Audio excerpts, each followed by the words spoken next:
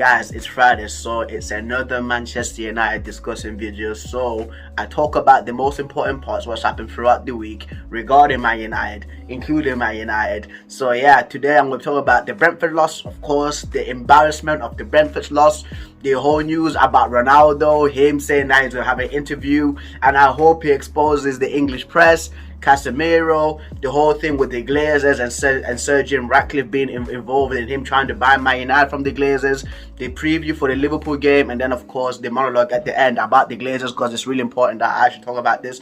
So the first one, of course, is the Brentford loss, the 4-0 to Brentford. You know, like I seen what the first 20 minutes of that game. I seen it. I seen the first goal. Of course, they had lost us that game, right? When I saw because for me, I was literally talking to my cousin, right? And then I just heard like the commentator go, "Oh, what a mistake!" And I looked, I was like, "Bro, don't tell me De Gea's made a mistake." And yeah, he's literally not caught the ball. Like, he's gone over the ball and it's gone underneath him. A typical David De Gea mistake. You know, like these sort of mistakes always happen once every 6 games for him, bro. It's absolutely nuts. And right now, a lot of Man United fans are they're actually taking a side that look at him and say like, well, we actually need to replace you.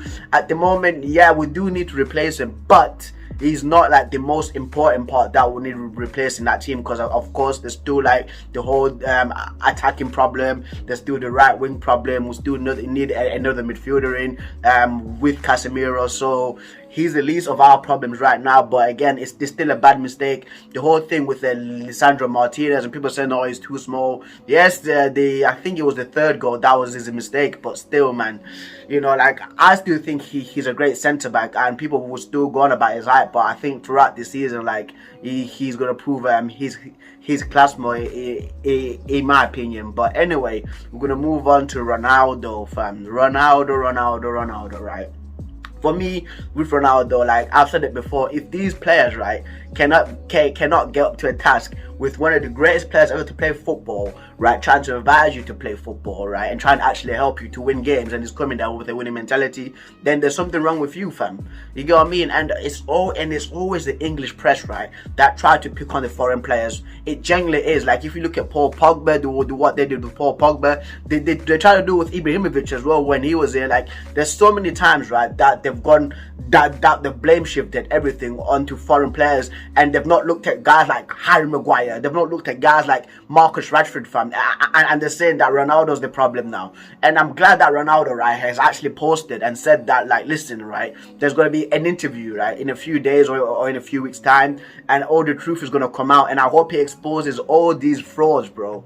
And I genuinely do, because it's so unfair to how they're picking on him. They're saying, "Oh, he's eating by himself," right? There's a guy, right, who does news on Twitter for Man United. Very, very reliable guy, in my opinion. It's Raza and Zishan, right?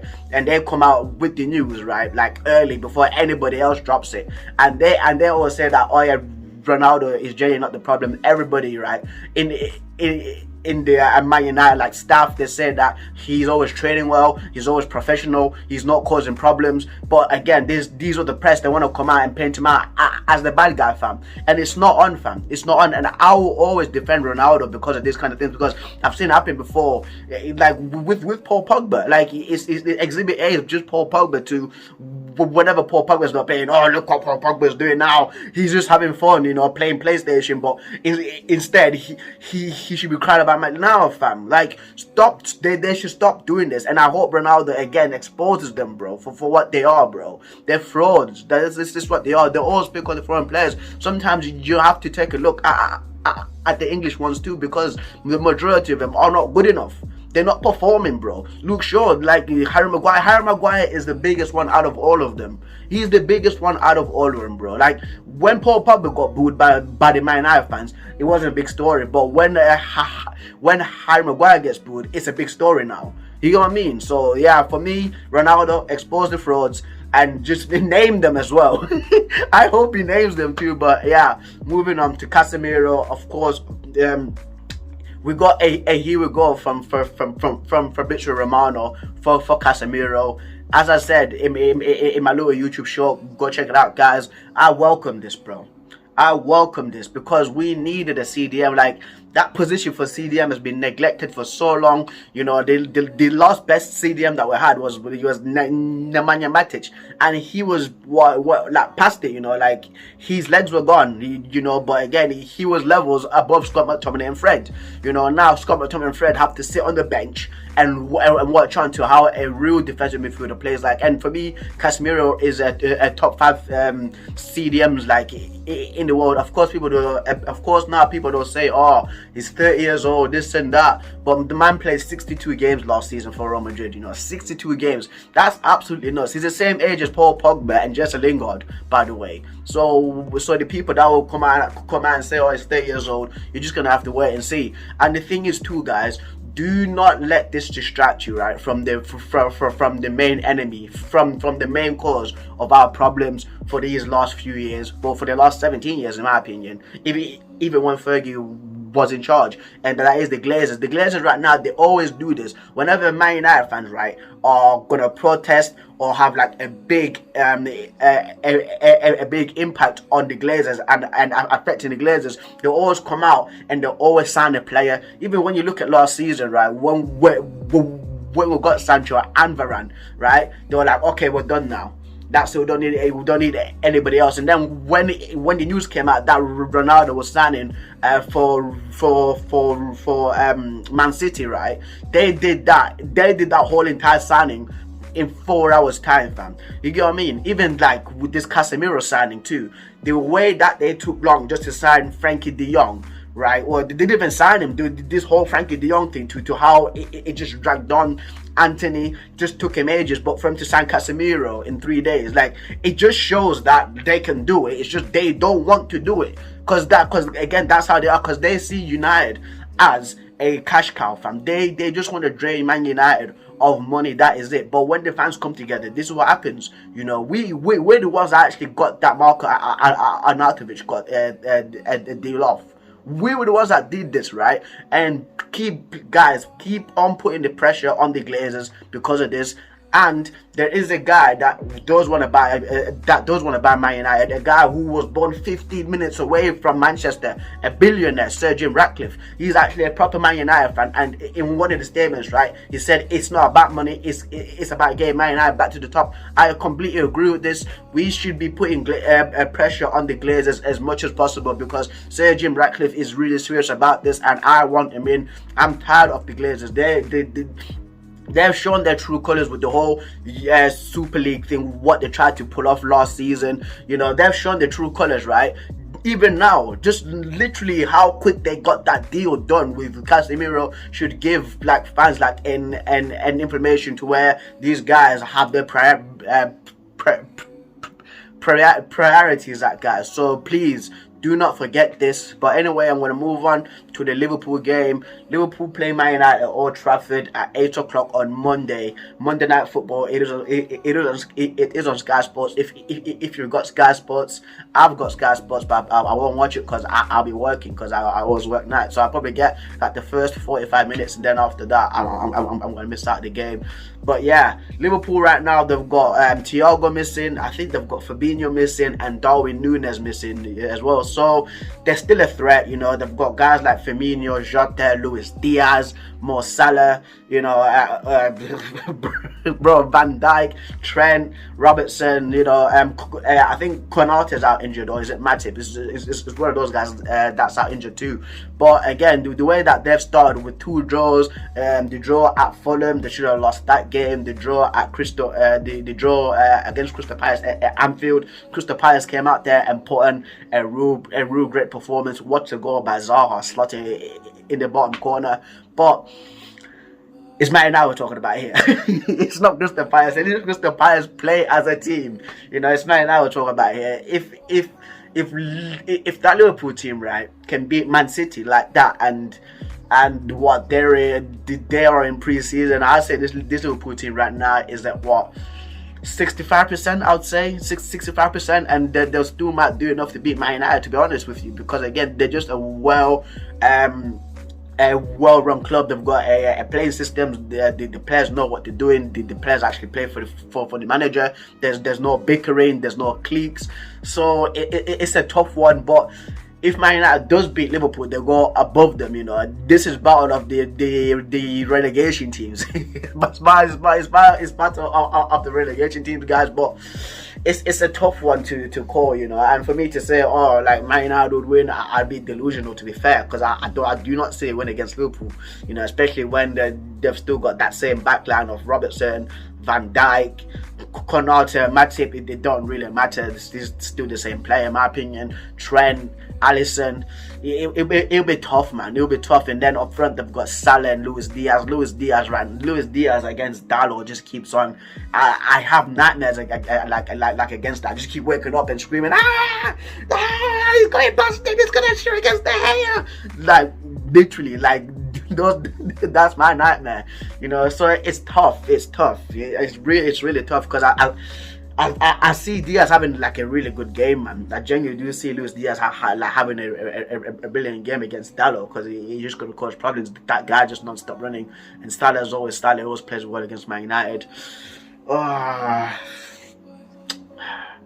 I'm gonna say a 1-1 draw. I'm gonna say a 1-1 draw, guys. Yeah, I'd really wish Man United to win, but I'm not delusional. I'm genuinely not delusional. I know the players that we have. I know that the useless guys that we have, like our useless captain. I know that we still got Marcus Rashford. I know that we still got Shaw, McTominay, Fred, Harry Maguire. So it gives me no faith, unless if Martinez and Varane play together, and then they Scott McTominay gets tossed out to the nether realm. We might have a chance, but I'm saying it's a draw, guys. You know, tell me what you think of the score down below, but I'm generally going with the draw. And then the last thing that I want to talk about is, of course, always the Glazers. You know, I did speak about them a few minutes ago, but you've seen what they've done, guys. You've seen what they've genuinely done. Like these slime balls, bro. These parasitic slime balls. You've seen what they've done, right?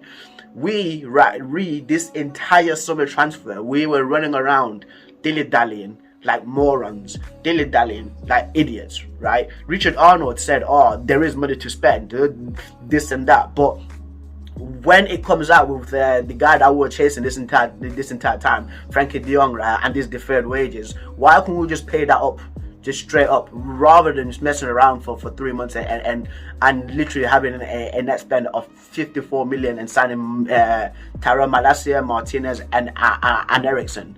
You know, they always show their true colors, guys. These guys, right, they always show their true colors. The board and the Glazers, they always show the true colors. Again, whenever United fans come together and cause havoc, they always panic and they be turned serious and they get business done. You know, fear is a great motivator, guys. Fear is a great motivator. We should put the fear of death in the Glazers, because they need to leave. They genuinely do need to. They need to leave, guys. Like that's what it is, you know. And if you are going to the game on Monday, there is protests. Please join in the protest. If I would have been going, because I'm working, I would have joined in on those protests 100%, because I know, right, that like these guys do not care about Man United. All they care about is saving their skin, right? Fans on Twitter, they've been going out, right, and literally review bombing anything associated with the Glazers, and now they start behaving like this. They actually start behaving like, oh yeah, we actually want to sign players now. Spending 80 million for Anthony while we could have had him for half the price in May. You know, like this is this is what I'm talking about. This is genuinely what I'm talking about.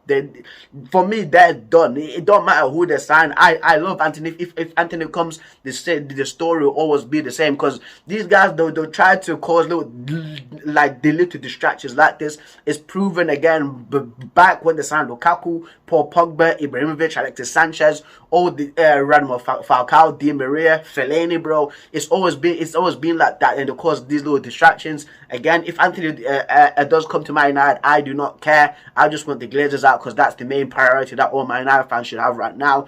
Again, it's short term, paying for a long term gain, guys. That's literally what it is, you know. So and the guys that the Glazers who they want to hold a stake, in Man United, the guys that are linked to Epstein, fam. They linked to Epstein, bro. So we don't want to be associated with those kind of people. We generally don't. Like those guys should be tossed out to the side with the Glazers. Sir Jim Ratcliffe is that guy for us. We need to do our best to bring him in. Genuinely, we all need to come together to bring him in. Do not get distracted by these signings.